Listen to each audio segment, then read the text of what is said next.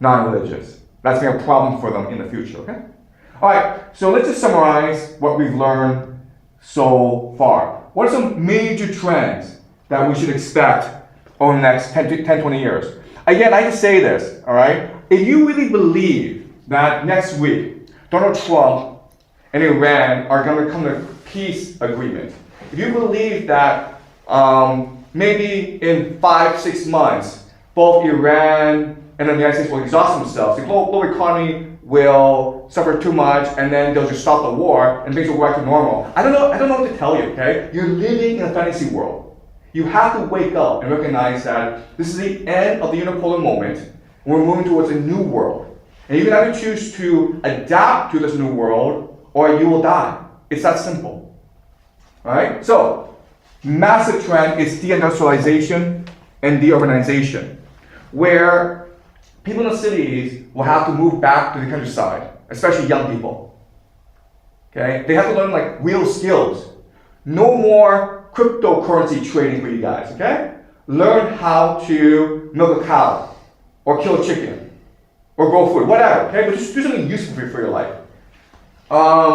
Nationalism and remilitarization is very important, where you have to get young people who willing to fight and defend your land. Okay? And that means getting them to believe that your nation deserves to be strong. So whichever nations are most ready and most able to excite their younger population into fighting wars will be the ones who will be most resilient. Mercantile systems, basically independent trading blocks. Resource wars is a very big thing, okay? Famines, genocides, slavery. Okay? So remember, throughout most of human history, humans were the cheap energy. If you don't have access to cheap oil, well, then you're going to enslave human beings. All right? This is not a pretty future, but it is a future that could happen, and you have to mentally prepare yourself for this possibility. Okay? Mass migration, where people in the South are most likely to suffer from resource wars over water and food and people, so they try to escape to Europe and North America. Okay? Revolution, civil wars, and political instability in North America and in Europe because the baby boomers refuse to retire from the scene. And these are aging populations, massive inequality, massive corruption, massive stagnancy. And so this will lead to chaos in the streets, okay? Religion is a big thing.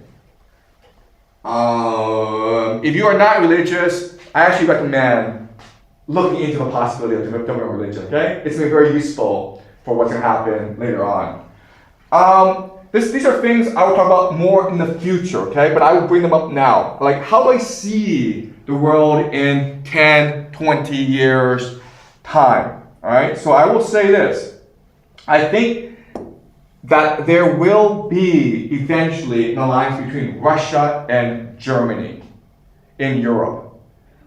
Maybe for the next 5-10 years, Germany and Russia will go to war against each other, but eventually what the two will figure out is they're better off actually working together than fighting against each other. Okay? You have Pax Judaica. Remember, the entire point of this war in Iran, from Israel's perspective, is to knock out America from the Middle East and establish itself as the local hegemon. And then it becomes Pax Judaica. Okay?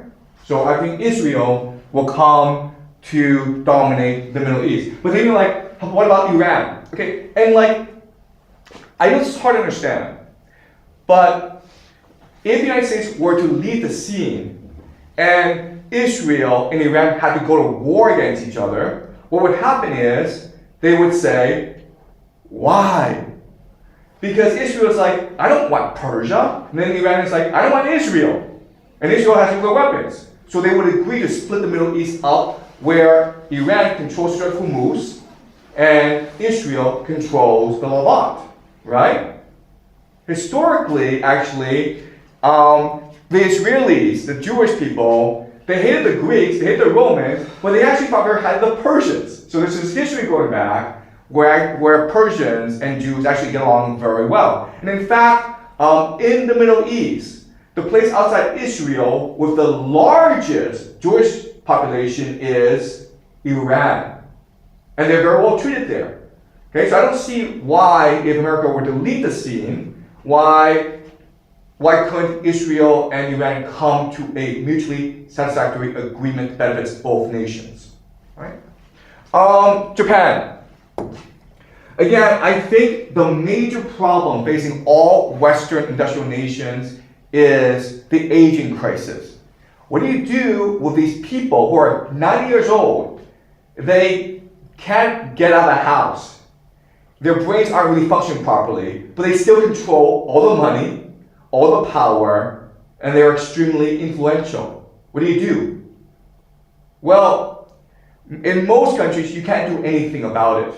But Japan is a very special country where the elderly have more obligation to the nation, to the people. So it could be a situation where Japan is in a lot of trouble and the elderly voluntarily choose to exit power and give it to the young. All right? But I think Japan's the only nation that would do this voluntarily. Every other nation, basically, there has to be wars in order for the young to arise to power. All right, the American Holy Empire. The nation that is most capable of surviving the next few decades of tribulation, of crisis, is America. Why? Because America is so incredibly wealthy, okay? It's protected by 2 oceans. It really controls Canada and Mexico. So think of America as not just the continent of America, but really as entire North American and Latin American, okay? That entire sphere is basically America. So it has unlimited resources. It has unlimited population. And also America, the Americans are the most creative, the most entrepreneurial, the most energetic people in the world. So I would bet against America, all right?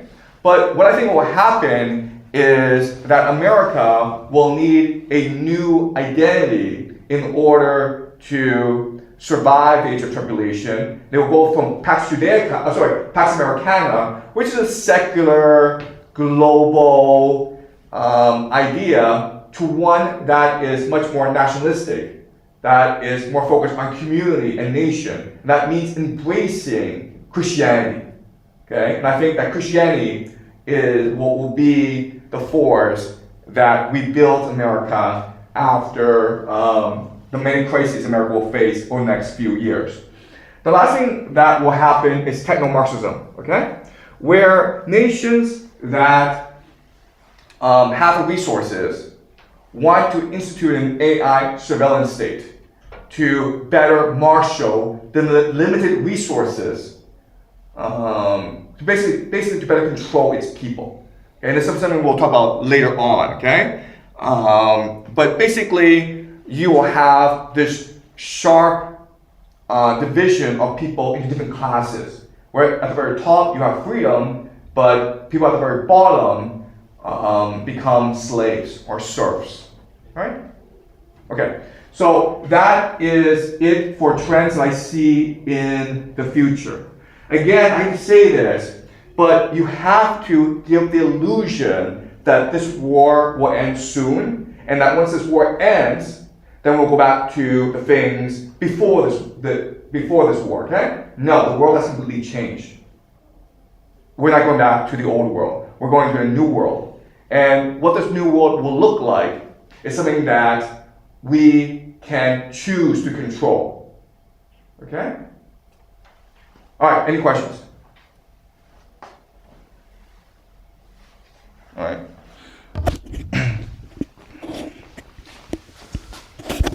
So about the new world, so the relationships between countries will all be changed, such as China and Japan and, those 5 big countries. Will the orders be changed? Okay. All right, so the best way to understand the geopolitical situation is that it's constantly in flux. It's constantly dynamic, okay? Meaning you cannot easily divide nation states into enemies anymore. Their alliances will constantly shift over time. And the nation state system will also break apart into much more resilient communities. Now, it's possible that nation states become a series of city states. Okay? So basically think about the world in maybe the 1930s, or maybe even China during the War in States period, okay? Basically, I can't tell you that we'll go to a new world and then this is what it will look like. No, it will constantly change over time, okay? Alliance will constantly shift over time. It's possible that in the beginning, in East Asia, maybe Vietnam, Japan, South Korea, the United States, Russia combine to contain China because they see China as the hegemon. But then they're like, wait a minute here, Japan's rising in power, so let's combine against Japan. Okay? It's a dynamic situation. But basically, what you have to understand is that everything that you've been taught in school, everything that you understand about the world, everything you believe about to be true about the world will change. And so you have to open your mind and be ready for constant political flux. Okay, does that make sense? All right, any more questions, guys? All right, so now that we've looked at the world ahead for the next 10, 20, 50 years, who knows how long, what I'll do next class is examine how this war between the United States and Iran will eventually end.